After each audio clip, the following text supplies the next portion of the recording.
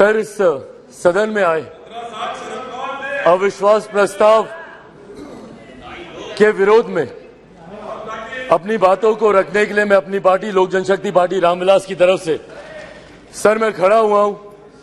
Sir, इस सदन ने कई अविश्वास प्रस्ताव इससे पहले देखे, पर मुझे लगता है ये अपने में एक ऐसा अनोखा अविश्वास प्रस्ताव है जिसमें अविश्वास सरकार के प्रति कम बल्कि विश्वास बढ़ाना अपने इस नए गठबंधन के प्रति ज्यादा प्राथमिकता दी जा रही है। इन लोगों को इस बात को दर्शाना है कि किस तरीके से ये गठबंधन इनके साथ है, जिस गठबंधन को बनाने का ये लोग एक लंबे समय से ये लोग प्रयास कर रहे हैं। सर, ये अविश्वास प्रस्ताव पे चर्चा हो रही है। सर, यकीनन सरकार की उपलब्धियों को बताना भी जरूरी है, पर उससे पहले जिस उद्देश्य के साथ इस प्रस्ताव को यहां पर लाया गया है मणिपुर को लेकर, उस पर सर मैं जरूर अपनी बातों को यहां पर रखना चाहूंगा।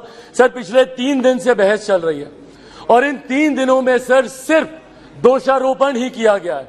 सिर्फ यहां पर बातों को दोष लगा लगा कर बताया गया है, किसी ने भी यहां पर समाधान देने का प्रयास नहीं किया। सर, आरोप प्रत्यारोप की राजनीति में मणिपुर के लोग वहां बैठे सुनने का प्रयास कर रहे हैं कि हमारी बेहतरी के लिए आपने क्या किया। सर, कल गृह मंत्री जी ने इतनी खूबसूरती से तमाम पक्षों को रखा और इतनी विनम्रता से उन्होंने सारी बातों को रखा, पर उसके बावजूद सिर्फ दोषारोपण करना। सर, 90 के दशक में भी मणिपुर में इसी तरीके की परिस्थितियां थी। उस वक्त किसकी सरकार थी सर? क्या उस वक्त की सरकार ने मौजूदा सरकार को कोई इनपुट दिया? क्या उस वक्त के सरकार में बैठे लोगों ने कितनी बार इस सदन में चर्चा की? कितनी बार किन लोगों ने उस चर्चा का जवाब दिया? कल तमाम ये बातें आदरणीय गृह मंत्री जी ने रखी। सर, ये लोग गए थे मणिपुर, बहुत अच्छी बात है, जाना चाहिए ये, पर सर ये कलेक्टिव रिस्पॉन्सिबिलिटी होनी चाहिए, सेलेक्टिव रिस्पॉन्सिबिलिटी नहीं। सर, जो लोग मणिपुर गए थे यही लोग सर बिहार भी गए थे। बिहार में क्यों नहीं ये लोग गए दरभंगा? क्यों नहीं गए ये लोग अरवल? क्यों नहीं गए ये लोग मुजफ्फरपुर? अभी बछवाड़ा में सर एक छोटी सी बच्ची के साथ दुष्कर्म करके 10 साल की बच्ची, उसको तेजाब छिड़क कर उसको जलाकर मार दिया गया। उसके शरीर को अपने ही घर में 10 फीट गड्ढे में उसको दफना दिया गया। दलित महिला के साथ सर मुजफ्फरपुर में दुष्कर्म करके उसके शरीर को 2 टुकड़ों में काटकर अर्धनग्न व्यवस्था में सर खेत में फेंक दिया गया। क्यों नहीं गए ये लोग वहां पर? अपने गठबंधन को तो मजबूत करने गए, पर क्यों नहीं ऐसे परिवारों से जाकर मिले? तो सर ये सेलेक्टिव रिस्पॉन्सिबिलिटी जब निभाते हैं, सर हकीकत है देश के किसी भी कोने में किसी भी मां बेटी के साथ ऐसी घटना हो रही है तो वो अक्षम्य है, वो निंदनीय है और उसको कोई बर्दाश्त नहीं कर सकता। और उसमें पूरे सदन को सर एकजुट होना होगा। कल गृह मंत्री जी ने जिस तरीके से अपील की, सर पूरे सदन को इसमें एकजुट होना होगा। इसमें आप आइसोलेट करके नहीं देख सकते कि जहां आपकी सरकार है वहां की घटनाओं को आप छुपाएंगे और जहां दूसरों की सरकार है वहां की घटनाओं को आप उठाएंगे। आपको चर्चा करनी होगी बंगाल पर, चर्चा करनी होगी आपको बिहार पर, चर्चा करनी होगी आपको राजस्थान पर, चर्चा करनी होगी आपको कर्नाटका पर। सर, ये देश एक है सर, आप इसको ऐसे टुकड़ों में बांटकर आप नहीं आइसोलेट करके आप अपने विषयों को उठा सकते।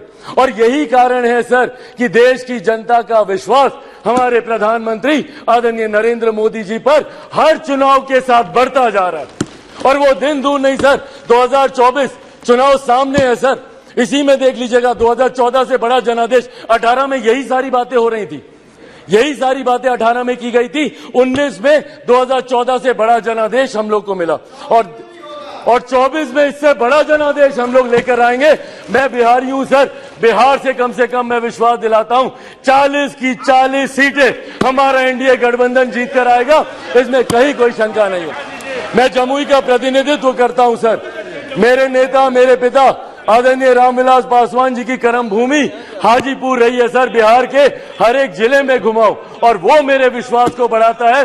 आज बिहार के युवा, देश भर के युवा सर देश को दुनिया की तीसरी सबसे बड़ी अर्थव्यवस्था बनते हुए देखना चाहते हैं। 2047 में हमारे देश को एक विकसित देश के तौर पर देखना चाहते हैं और इस सपने को कोई पूरा कर सकता है तो वो सिर्फ और सिर्फ हमारे आज के प्रधानमंत्री आदरणीय नरेंद्र मोदी जी ही पूरा कर सकते हैं।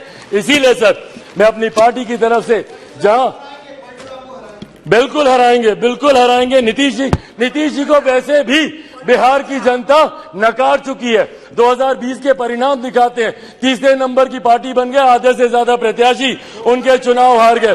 तो जिनको बिहार की जनता ने रिजेक्ट कर दिया, देश की जनता उनको कैसे अपनाएगी, ये बहुत बड़ा सपना दिन में ये देख रहे हैं।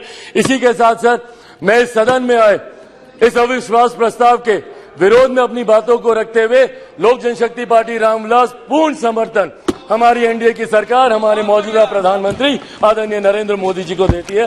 बहुत बहुत धन्यवाद सर। श्रीमती लॉकेट चटर्जी।